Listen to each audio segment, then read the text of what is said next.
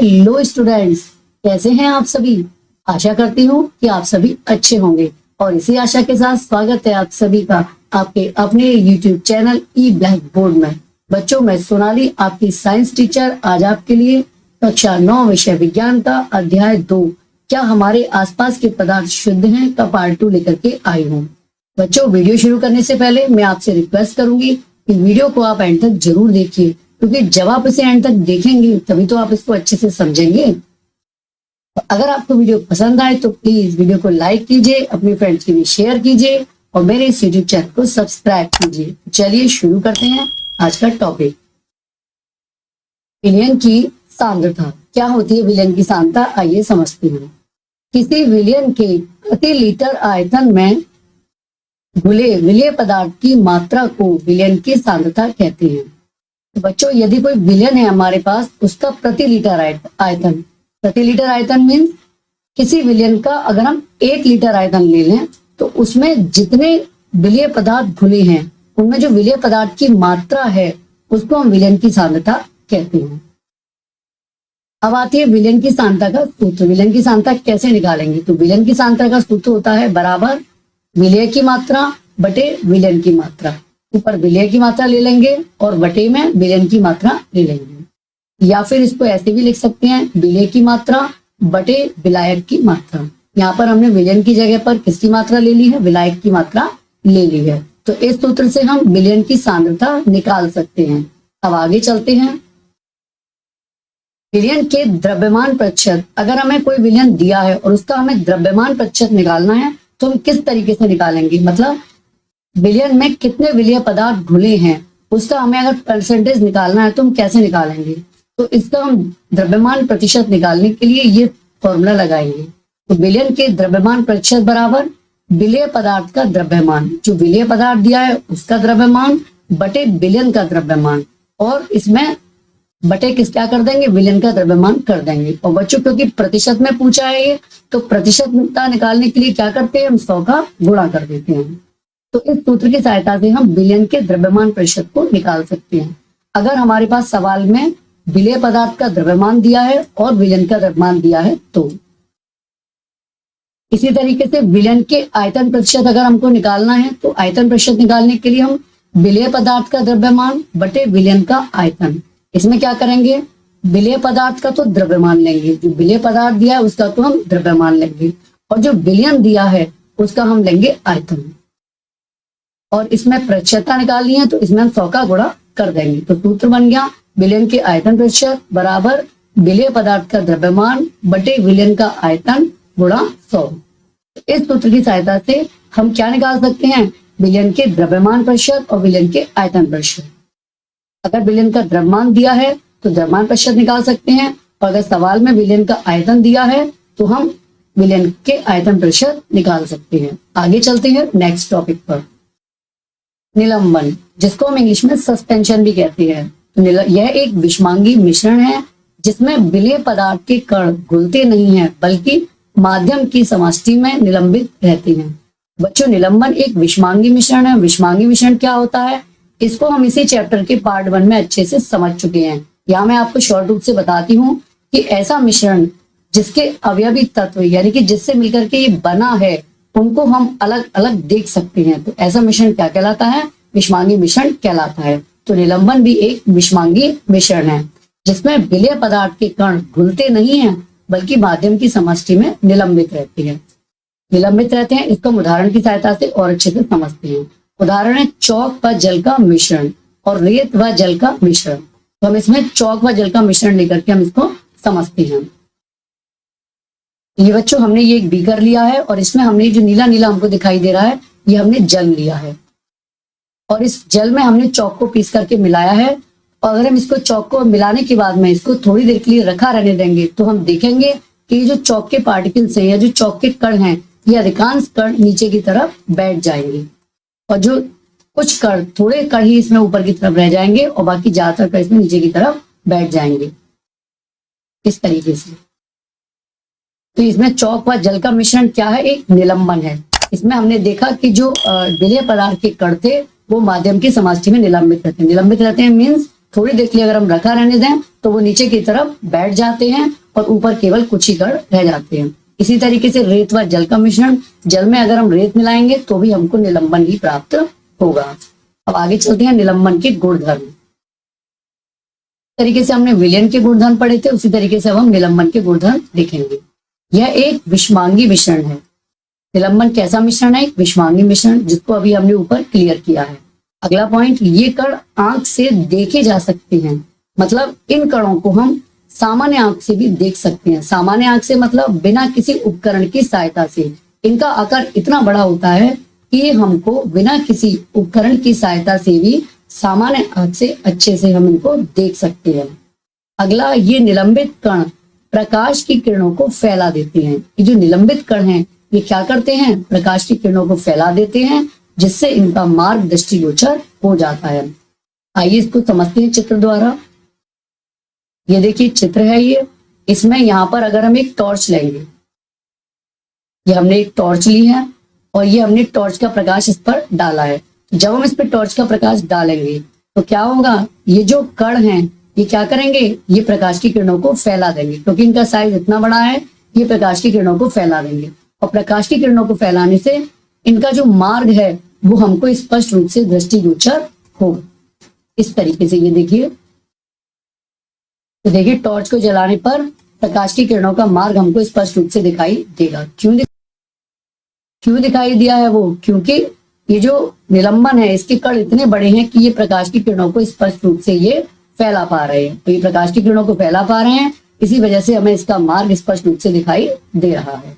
अब आगे चलते हैं नेक्स्ट टॉपिक पर।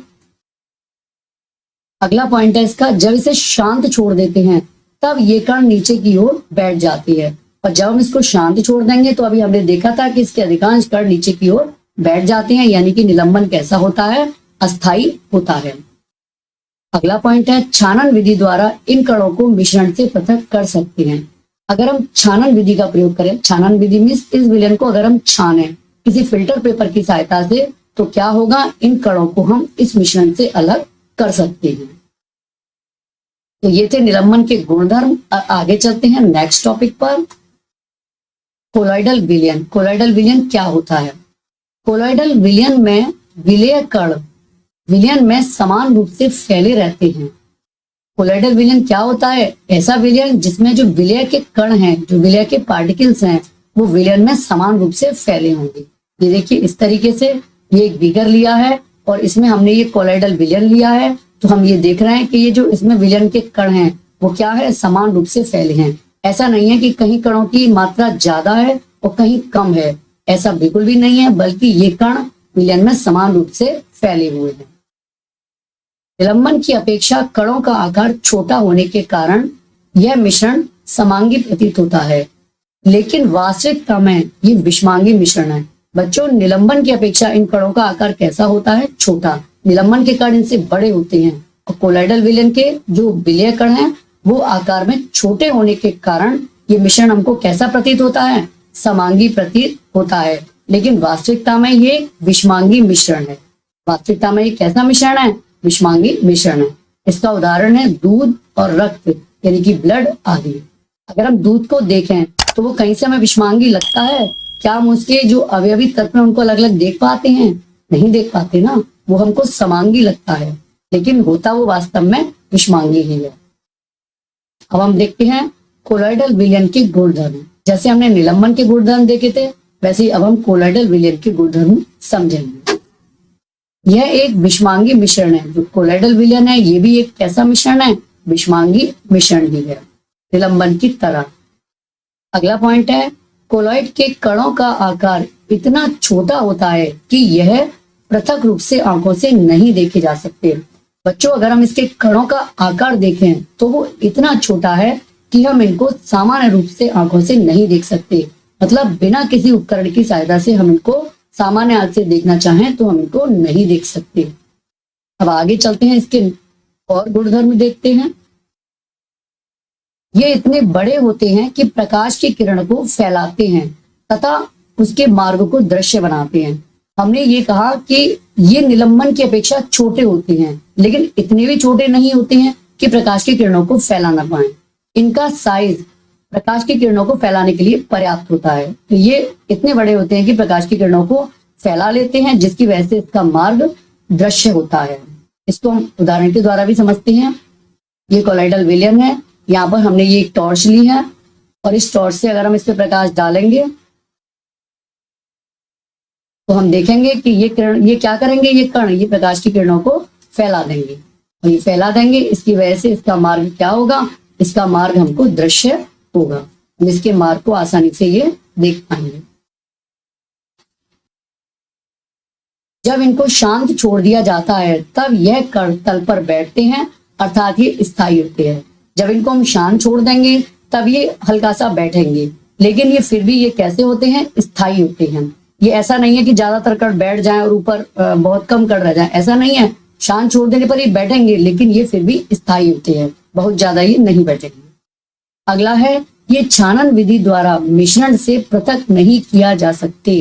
इसके जो कण होते हैं, अगर हम चाहें कि छानन विधि से यानी कि फिल्टर पेपर से इनको छाने, तो फिल्टर पेपर से छानने पर ये मिश्रण से अलग नहीं होंगे, किंतु एक विशेष विधि अपकेंद्रीकरण तकनीक द्वारा पृथक किए जा सकते हैं। लेकिन हम इनको एक विशेष विधि अपकेंद्रीकरण तकनीक के द्वारा पृथक कर सकते हैं। जैसे बच्चों, अपकेंद्रीकरण क्या होता है, आपने घर में देखा होगा, दही से मठा चलाते हुए, दही जैसे हमने कोई बर्तन है, इसमें दही ले लिया और इसको जब हम रई या किसी की सहायता से इसको हम चलाएंगे, तो चलाते हैं तो हम देखते हैं कि जो मक्खन के कण हैं वो ऊपर की तरफ आकर के इकट्ठे हो जाते हैं। तो ये क्रिया क्या कहलाती है, ये अपकेंद्रीकरण कहलाती है। तो हम इस तकनीक के द्वारा इसके कणों को मिश्रण से पृथक कर सकते हैं, लेकिन छानन विधि के द्वारा मिश्रण से पृथक नहीं कर सकते। अब आते हैं टिंडल प्रभाव या टिंडल इफेक्ट। क्या होता है टिंडल इफेक्ट? बच्चों, ये एक बहुत महत्वपूर्ण टॉपिक है, इंपॉर्टेंट है, जो कि हमारे एग्जाम में अक्सर पूछा जाता है। और टिंडल प्रभाव ही नहीं, कोलाइडल विलयन, निलंबन, ये सब दोनों ही महत्वपूर्ण है, जिसमें कोलाइडल विलयन तो काफी इंपॉर्टेंट है और इस पर क्वेश्चन काफी एग्जाम में पूछे जाते हैं। तो क्या होता है टिंडल इफेक्ट, आइए देखते हैं। कोलाइडल कणों द्वारा प्रकाश की किरणों को फैलाने की घटना को टिंडल प्रभाव कहते हैं। कोलाइडल कणों ने जो प्रकाश की किरणों को फैलाया था, इस घटना को हम क्या कहते हैं, टिंडल प्रभाव कहते हैं। इस प्रभाव की वजह से प्रकाश का मार्ग दिखाई देता है। अभी ये हमने पीछे समझा था, जो टॉर्च वाला एक्सपेरिमेंट देखा था, कि जब ये कण जो होते हैं किरणों को फैला देते हैं, इसी वजह से हमको प्रकाश का मार्ग दिखाई देने लगता है। इसको हम और अपने दैनिक जीवन में टिंडल घटना कहाँ कहाँ देखते हैं, वो हम अब इसको अच्छे से समझते हैं उदाहरण के द्वारा। एक कमरे में छोटे छिद्र के द्वारा जब प्रकाश की किरण आती है, तब वहां पर हम टिंडल प्रभाव को देख सकते हैं। ये देखिए, ये एक कमरा है, अंधेरा कमरा है इसको, और यहाँ पर ये खिड़की के द्वारा ये प्रकाश आ रहा है। तो यहाँ पर हम ये प्रकाश क्या होगा, इसका मार्ग हमको विजिबल हो रहा है, यानी कि प्रकाश की किरणों का मार्ग हम स्पष्ट रूप से यहाँ पे देख सकते हैं। यानी कि यहाँ पर क्या हो रहा है, यहाँ पर टिंडल घटना स्पष्ट रूप से हो रही है। अब इस कमरे में ऐसा क्या है जो टिंडल घटना हुई है, क्यों, ये क्या, कौन से ऐसे कण हैं जिन्हें प्रकाश की किरणों को फैलाया है, जिसकी वजह से टिंडल घटना हुई है? तो बच्चों, यह कमरे में मौजूद धूल और कार्बन के कणों के द्वारा प्रकाश के फैलने के कारण होता है। जो इसमें टिंडल घटना हुई है, वो यहाँ पर धूल और कार्बन के कण होते हैं, जो कि प्रकाश की किरणों को फैला देते हैं, जिसकी वजह से प्रकाश का मार्ग दृष्टिगत होता है, और इस वजह से ये टिंडल घटना यहाँ पर हमको दिखाई देती है। अब इसका एक अगला उदाहरण देखते हैं। एक घने जंगल के कोहरे में छोटे छोटे जल के कण होते हैं, जो कि कोलाइडल कणों के समान व्यवहार करते हैं और ये टिंडल घटना को प्रदर्शित करते हैं। तो बच्चों, अगर हम एक घने जंगल में देखें तो वहां पर भी हम टिंडल घटना को देख सकते हैं। ये देखिए, घना जंगल है, यहाँ पर ये घने घने पेड़ हैं, यहाँ पर भी हमको ये प्रकाश का मार्ग दृष्टिगत हो रहा है, यानी कि यहाँ पर भी ये टिंडल इफेक्ट हमें दिखाई दे रहा है। तो यहाँ पर ये क्यों दिखाई दे रहा है, क्योंकि घने जंगल में कोहरा होता है और वहां पर कोहरे में जल के कण होते हैं, जो कि प्रकाश की किरणों को फैला देते हैं और टिंडल घटनाओं को प्रदर्शित करते हैं। तो ये था हमारा सेकंड उदाहरण, जो हम दैनिक जीवन में देखते हैं। अब आगे चलते हैं। जो अब हम देखेंगे कि सॉल्यूशन यानी कि विलयन और कोलाइडल विलयन में टिंडल इफेक्ट कैसे शो होता है।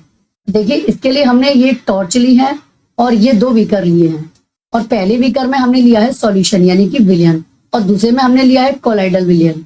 ठीक है, फिर हमने यहाँ पर इस टॉर्च को जलाया है और टॉर्च को जला करके प्रकाश की किरणें इस बीकर में से पहले में से पास कराई है। तो देखिए, इसमें प्रकाश का रास्ता हमको दिखाई नहीं दे रहा है। तो प्रकाश की किरणों का रास्ता इसमें क्यों नहीं दिखाई दे रहा है? क्योंकि सॉल्यूशन यानी कि विलयन के कण इतने छोटे हैं कि वो प्रकाश की किरणों को फैला नहीं पा रहे हैं, और इस वजह से प्रकाश का जो रास्ता है, प्रकाश किरणों का जो रास्ता है, वो हमको इसमें दिखाई नहीं दे रहा है। यही प्रकाश की किरणों की बीम जब दूसरे बीकर में से होकर के गुजरती है तो इसमें प्रकाश का रास्ता स्पष्ट दिखाई देता है। ये देखिए, ये येलो कलर से स्पष्ट दिखाई दे रहा है। इसमें क्यों दिखाई दे रहा है? क्योंकि जो कोलाइडल विलयन के कण हैं वो प्रकाश की किरणों को फैला देते हैं, और इस वजह से इन प्रकाश की किरणों का रास्ता हमको आसानी से दिखाई देता है। तो बच्चों, अगर हम विलयन की बात करें तो विलयन टिंडल घटना को शो नहीं करता, और कोलाइडल विलयन जो है ये टिंडल घटना को हमेशा शो करता है। ये इसका एक विशेष गुण है कोलाइडल विलयन का।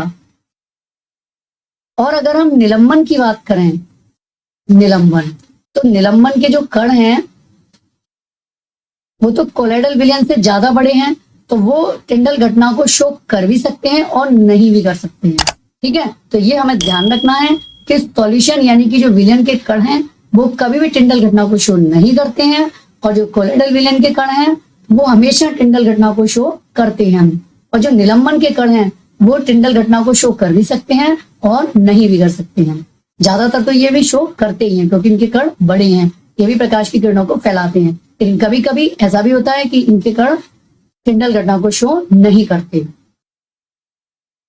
जो आया आपको समझ में, तीनों विलयन में टिंडल घटना किसका मुख्य गुण है? कोलाइडल विलयन का। चलिए आगे चलते हैं नेक्स्ट पेज पे। इसमें बच्चों ये कोलाइडल विलयन के उदाहरण हैं। इसमें दी है परिक्षिप्त प्रावस्था और परिक्षेपण माध्यम। तो क्या होती है परिक्षिप्त प्रावस्था?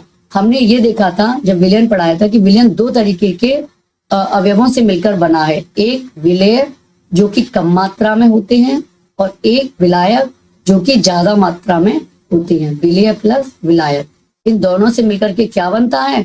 इन दोनों से मिलकर के विलयन बना था। विलयन बच्चों, कोलाइडल में जो विलय होती हैं, जो विलय प्रावस्था होती है, उसको हम परिक्षिप्त प्रावस्था कहते हैं, या हम लिख देते हैं। इसमें जो विलय प्रावस्था होती है वो क्या होती है? उसे हम परिक्षिप्त प्रावस्था कहते हैं। और जो विलायक प्रावस्था होती है, इसमें जो विलायक होते हैं उनको हम क्या कहते हैं? उनको हम परिक्षेपण माध्यम कहते हैं। ये क्या है? विलायक। अब हम इनको समझते हैं। जब द्रव विलय रूप में होता है और गैस विलायक के रूप में होती है, तो इसको जो निर्माण होता है उसको हम क्या कहते हैं? एरोसोल कहते हैं। और इसका उदाहरण है कोहरा, बादल और कुहासा। इसी तरीके से आगे देखेंगे, जब ठोस विलय के रूप में हो, यानी कि ठोस के कण विलय के रूप में हो और गैस जो है वो विलायक के रूप में हो, तो इसको हम क्या कहते हैं? तभी हम इसको एरोसोल ही कहते हैं। इसके उदाहरण है धुआं और स्वचालित वाहन का निथार, यानी कि जो धुआं और जो स्वचालित वाहन का जो छना हुआ होता है वो। अब आता है गैस।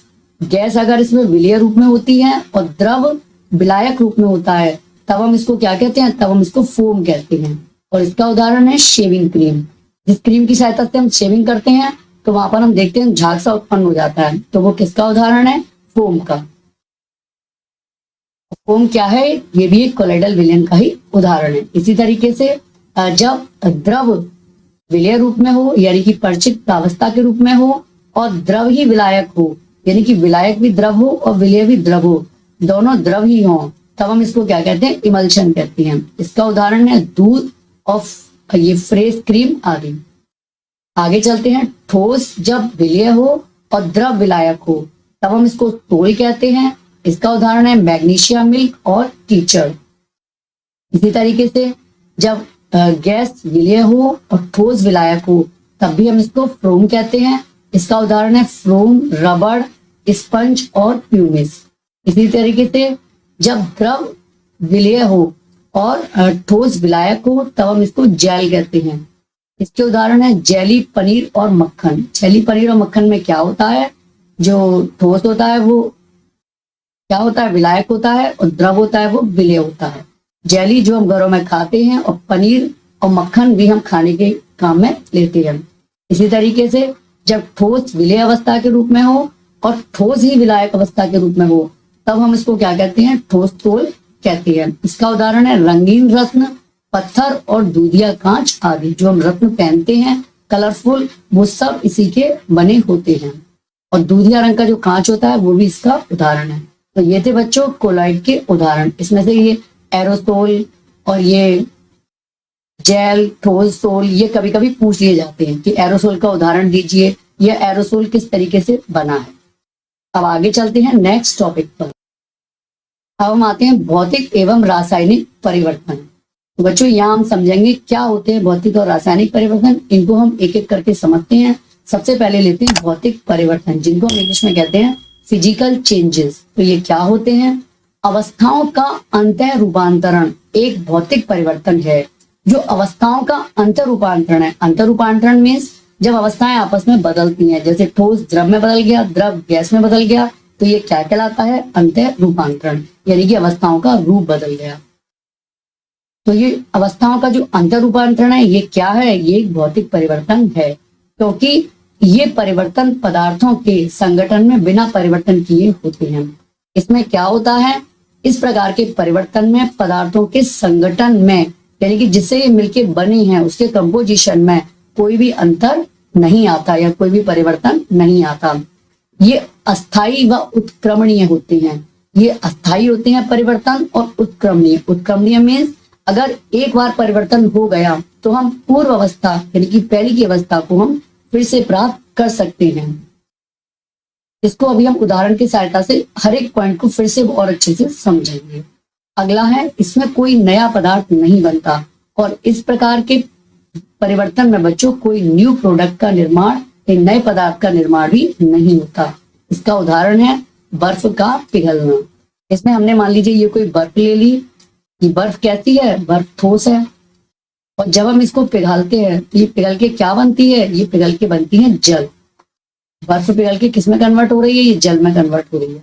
तो हम देखेंगे कि बर्फ में क्या था, वहां पे भी पानी था, यहाँ पे भी पानी है, यानी कि यहाँ पर प्रावस्थाओं का क्या हुआ है, अंतर रूपांतरण, और अंतर रूपांतरण को ही हम भौतिक परिवर्तन कह रहे हैं, इसीलिए ये भौतिक परिवर्तन का उदाहरण है।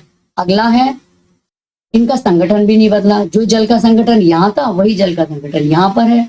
अगला है कि ये अस्थायी व उत्क्रमणीय है। उत्क्रमणीय मीन्स अपनी पूर्व अवस्था को फिर से प्राप्त कर सकता है, यानी कि यहाँ पर ये बर्फ थी, ये पिघल करके क्या बन गई, जल। और अगर हम चाहेंगे तो जल को जब हम कम तापमान पे रखेंगे, जब हम फ्रीजर में जमाएंगे, तो ये जल फिर से किस में कन्वर्ट हो जाएगा, फिर से ये बर्फ बना सकता है, और इसमें कोई नया पदार्थ नहीं बनता। और इसमें ये देखिए कोई नया पदार्थ भी नहीं बना है। भाई बर्फ क्या है, ये भी पानी ही है, और जल क्या है, ये भी पानी ही है। अब आते हैं रासायनिक परिवर्तन, केमिकल चेंजेस। क्या होते हैं रासायनिक परिवर्तन, इनमें पदार्थ के संगठन में परिवर्तन होता है। इसमें क्या होता है, संगठन बदल जाता है। इसको भी हमें उदाहरण के द्वारा समझेंगे। ये स्थायी व अनुत्क्रमणीय होते हैं। ये कैसे होते हैं, स्थायी होते हैं और अनुत्क्रमणीय होते हैं। अनुत्क्रमणीय मीन्स ये पूर्व अवस्था को फिर से प्राप्त नहीं कर सकते। इसका उदाहरण है बच्चों लकड़ी का जलना। जैसे अगर मान लीजिए हमने कोई लकड़ी जलाई है, तो लकड़ी जलने के बाद क्या बनाती है, वो जलने के बाद बनाती है कोयला। तो इसमें जो कोयले का संगठन है वो लकड़ी से बिल्कुल अलग होता है। तो यहाँ पर संगठन में अंतर आ गया, और ये स्थायी व अनुत्क्रमणीय है। एक बार लकड़ी से अगर कोयला बन गया तो वापस कोयला से लकड़ी बन सकती है, नहीं बन सकती। यानी कि ये परिवर्तन कैसा है, स्थायी है। एक बार हो गया तो ये वापस रिवर्स नहीं होता। अनुत्क्रमणीय है, इसका भी मतलब यही है कि ये वापस फिर से अपनी पूर्व अवस्था को प्राप्त नहीं करता, यानी कि कोयला फिर से लकड़ी में चेंज नहीं हो सकता। अगला पॉइंट है नया पदार्थ बनता है। इसमें क्या होता है, नया पदार्थ बनता है। ये कोयला क्या है, ये अपने आप में एक नया पदार्थ है जिसके गुण लकड़ी से बिल्कुल अलग हैं। तो बच्चों ये था रासायनिक परिवर्तन। तो ये हमने आपको एक टेबल के फॉर्म में इसलिए कराए हैं जिससे कि आपको इसको जब आप कंपैरिजन करके आप इसको पढ़ेंगे तो आपको ये अच्छे से समझ में आएगा। और दूसरी बात, अगर इसमें अंतर आता है तो आप अंतर भी इसको स्पष्ट रूप से कर पाएंगे। तो बच्चों समझ में आया आपको? आशा करती हूँ कि जरूर समझ में आया होगा। चलिए आगे बढ़ते हैं नेक्स्ट पॉइंट पे। अब आते हैं शुद्ध पदार्थों के प्रकार। शुद्ध पदार्थों के क्या प्रकार होते हैं? सबसे पहले शुद्ध पदार्थ क्या होता है, ये हमने इसी चैप्टर में पढ़ा था। शुद्ध पदार्थ ऐसा पदार्थ जो केवल एक ही प्रकार के कणों से मिलकर के बना होता है, उसे हम शुद्ध पदार्थ कहते हैं। यहाँ हम पढ़ेंगे शुद्ध पदार्थ के प्रकार। तो शुद्ध पदार्थ बच्चों दो प्रकार का होता है, नंबर 1 तत्व और नंबर 2 यौगिक। अब इनको एक एक करके समझते हैं। तत्व, जिनको हम इंग्लिश में कहते हैं एलिमेंट। क्या होते हैं तत्व? तत्व पदार्थ का वह मूल रूप है जिसे रासायनिक प्रक्रिया द्वारा अन्य सरल पदार्थों में विभाजित नहीं किया जा सकता। तो बच्चों तत्व क्या है? ये पदार्थ का वह मूल रूप है जिसको अगर हम रासायनिक क्रिया के द्वारा अन्य और सरल और छोटे पदार्थों में विभाजित करना चाहें तो हम इसको नहीं कर सकते, यानी कि सबसे सरल यही है। अब तत्वों को साधारणतः 3 भागों में बांटा जा सकता है। तत्वों को बच्चों हम 3 भागों में बांट सकते हैं, नंबर 1 धातु, नंबर 2 अधातु और नंबर 3 उपधातु। अब इनको एक एक करके हम विस्तार पूर्वक समझते हैं। सबसे पहले आते हैं धातु, जिनको मेटल कहते हैं। क्या होती है धातु? ये चमकीली होती हैं। बच्चों धातुओं में एक विशेष प्रकार की चमक होती है। जैसे एक उदाहरण बताते हैं, इसका उदाहरण सोना चांदी, ये आपने देखे हैं। सोना चांदी आभूषण बनाने के काम आते हैं और इनमें कितनी चमक होती है। तो धातुओं का चमक जो है ये इनका एक विशेष गुण होता है। ये ताप तथा विद्युत की सुचालक होती हैं। बच्चों जो धातुएं होती हैं वो ताप यानी ऊष्मा और विद्युत की सुचालक होती है, यानी कि अपने में से होकर के ये ताप और विद्युत को आसानी से पास कर सकती हैं। आपने देखा है कि अगर हम कोई धातु की कोई भी छड़ ले लें और इसको हम एक सिरे से अगर हम गर्म करें, एक सिरे से ऊष्मा दें, इसका दूसरा सिरा भी क्या हो जाएगा? गर्म हो जाएगा। तो ये क्या शो कर रहा है कि ये ऊष्मा जो है वो इधर से इधर की ओर जा रही है, यानी कि ये ऊष्मा के लिए क्या है? सुचालक है, यानी ऊष्मा को ये पास अपने से कर रही है। इसी तरीके से विद्युत की बात करें, धातुओं की छड़ से अगर कोई बिजली का कोई तार वगैरह छूल जाएगा तो करंट आ जाता है। क्यों आ जाता है? क्योंकि बिजली पास होकर के दूसरे सिरे पर पहुंच जाती है। तो ये ताप और विद्युत की सुचालक हैं, यानी कि ताप और विद्युत को आसानी से अपने द्वारा पास कर सकती हैं। अगला है ये तन्य होती हैं। धातुएं कैसी होती है? तन्य। तन्य का क्या मतलब है? इनको तार के रूप में खींचा जा सकता है। तन्य का मतलब है खींच करके तार बनाना। तो धातुओं को हम खींच करके इसको तार बना सकते हैं। जो कॉपर के तार हैं तांबे के, वो बिजली के कामों में बहुत ज्यादा उपयोग में लिए जाते हैं। अगला पॉइंट है धातुएं आघातवर्धक होती हैं। आघातवर्धक का क्या मतलब है? आघातवर्धक का मतलब है कि इनको पीट कर महीन चादरों में ढाला जा सकता है। मतलब अगर हम धातु को पीटें तो पीट करके इनकी हम महीन से महीन चादरें बना सकते हैं और इन चादरों के हम विभिन्न तरीके के सामान बनते हैं। जैसे लोहा है, लोहे की क्या क्या बनते हैं? लोहे का संदूक बनता है, अलमारी बनता है। तो पीट पीट कर चादर के रूप में इनको कन्वर्ट करके ही हम इनको विशेष रूप में बदल सकते हैं। ये प्रतिध्वनि पूर्ण होती है। प्रतिध्वनि पूर्ण मीन्स अगर इन पे कोई चोट करें या कोई चीज इनसे टक्कर मारें तो ये विशेष तरीके की ध्वनि उत्पन्न करती हैं, यानी कि ये प्रतिध्वनि पूर्ण होती हैं। जैसे आपने स्कूल में घंटा देखा होगा। घंटा क्या है? लोहे का ही तो बना है, धातु है लोहा एक। तो जब हम इस पर किसी हथौड़े या किसी की सहायता से चोट करते हैं तो ये आवाज को कैसा करता है? टन, एकदम गूंजती हुई सी आवाज ही उत्पन्न करता है। तो ये धातुएं कैसी होती हैं? प्रतिध्वनि पूर्ण होती हैं। इसके उदाहरण हैं सोना, चांदी, तांबा, सोडियम, पोटेशियम आदि। पारा धातु होते हुए भी कमरे के तापमान पर द्रव है।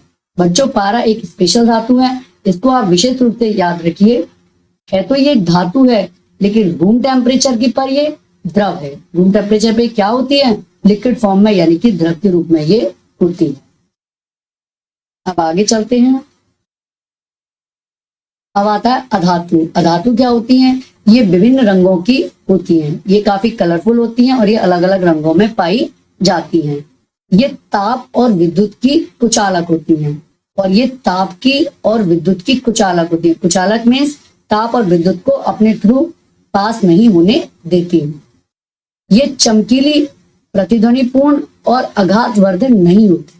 और बच्चों, अधातुओं में धातुओं की भांति न तो चमक होती है और ना ही ये प्रतिध्वनिपूर्ण होती हैं, यानी कि किसी से टकराने पर विशेष तरीके की आवाज उत्पन्न नहीं करती, और ना ही ये आघातवर्धक होती है, यानी कि पीट कर इनकी चादर हम नहीं बना सकते। अधातुओं के उदाहरण देखें तो हाइड्रोजन, ऑक्सीजन, आयोडीन, कोल, कोक, ब्रोमीन, क्लोरीन आदि, ये सब क्या है? ये सब अधातु हैं। अब आगे चलते हैं नेक्स्ट टॉपिक पर। उपधातु। उपधातु क्या होती हैं? कुछ तत्व धातु और अधातु के बीच के गुणों को दर्शाते हैं। मतलब बच्चों, कुछ तत्व जो होते हैं उसमें धातुओं के भी गुण होते हैं और अधातुओं के भी गुण होते हैं। उनमें दोनों के गुण पाए जाते हैं और उनको हम क्या कहते हैं? उनको हम उपधातु कहते हैं। इसके उदाहरण हैं बोरॉन, सिलिकॉन और जर्मेनियम आदि। यौगिक, जिसको हम कंपाउंड भी कहते हैं। एक यौगिक वह पदार्थ है जो कि दो या दो से अधिक तत्वों के नियत अनुपात में रासायनिक तौर पर संयोजन से बनता है। बच्चों, एक यौगिक क्या है? एक यौगिक ऐसा पदार्थ है जो कि दो या दो से अधिक तत्वों के एक नियत अनुपात, यानी कि निश्चित अनुपात, यानी कि मात्रा इसकी निश्चित होगी जो दो तत्वों की, उनके रासायनिक तौर पे केमिकली रिएक्शन के द्वारा संयोजन से यानी मिलकर के ये बनता है। यौगिक के गुणधर्म तत्वों से अलग होते हैं और जो यौगिक के गुणधर्म होते हैं ये जिन तत्वों से मिलकर बना है उनसे बिल्कुल अलग होते हैं। इन दोनों पॉइंट्स को हम एक उदाहरण के द्वारा और अच्छे से समझते हैं। इसका उदाहरण है बच्चों, हाइड्रोजन और ऑक्सीजन की अभिक्रिया से जल का बनना। बच्चों, जल का सूत्र होता है H2O और जल एक यौगिक है क्योंकि इसमें हाइड्रोजन और ऑक्सीजन हमेशा एक निश्चित अनुपात में ही मिलते हैं। हाइड्रोजन की मात्रा कितनी है? 2 और ऑक्सीजन की कितनी है? 1। हाइड्रोजन के 2 परमाणु हैं और ऑक्सीजन के कितने हैं? 1। तो ये एक निश्चित अनुपात में 2:1 में जब हाइड्रोजन और ऑक्सीजन मिलेंगे तो जल का निर्माण होगा। यानी कि इसमें हमने देखा कि दो तत्व कैसे मिले हैं? निश्चित अनुपात में मिलकर के इसको बनाते हैं, वो भी कैसे? रासायनिक तौर पे। यानी कि हाइड्रोजन और ऑक्सीजन जो है, जब हम हाइड्रोजन की रिएक्शन या हाइड्रोजन की अभिक्रिया किससे कराएंगे? ऑक्सीजन से कराएंगे, तब जल का निर्माण होगा। और यौगिक के जो गुणधर्म है, यानी कि जल के जो गुणधर्म है, वो इसके तत्वों से बिल्कुल अलग होते हैं। यानी कि जल किससे बना है? हाइड्रोजन से और ऑक्सीजन से, और ये दोनों ही गैस हैं। हाइड्रोजन भी एक गैस है और ऑक्सीजन भी एक गैस है। और जबकि जल क्या है? जल एक द्रव है, यानी कि ये एक लिक्विड है। तो ये बिल्कुल अपने अवयवी तत्वों से बिल्कुल अलग है, यानी हाइड्रोजन ऑक्सीजन से ये जल बिल्कुल अलग है। तो बच्चों, यौगिक आपको समझ में आया।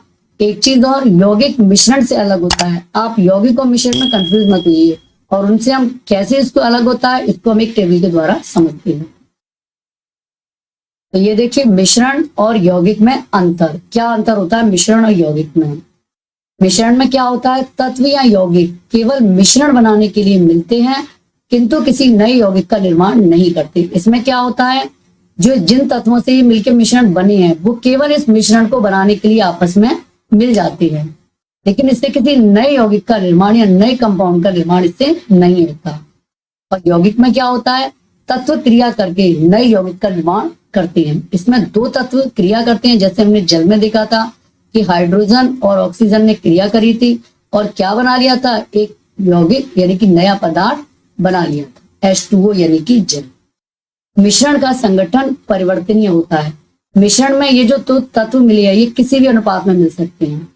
इनका संगठन कोई फिक्स नहीं है, ये परिवर्तनशील है, ये बदल भी सकता है, किसी भी अनुपात में मिल सकते हैं। कभी मान लीजिए 2:1 में 2 तत्व मिले हैं, कभी 4:2 में मिल सकते हैं, इससे कोई भी फर्क नहीं है। लेकिन इसमें नए पदार्थ का संगठन हमेशा स्थायी होता है। लेकिन इसमें यौगिक जो बना है उसका संगठन कैसा है? फिक्स।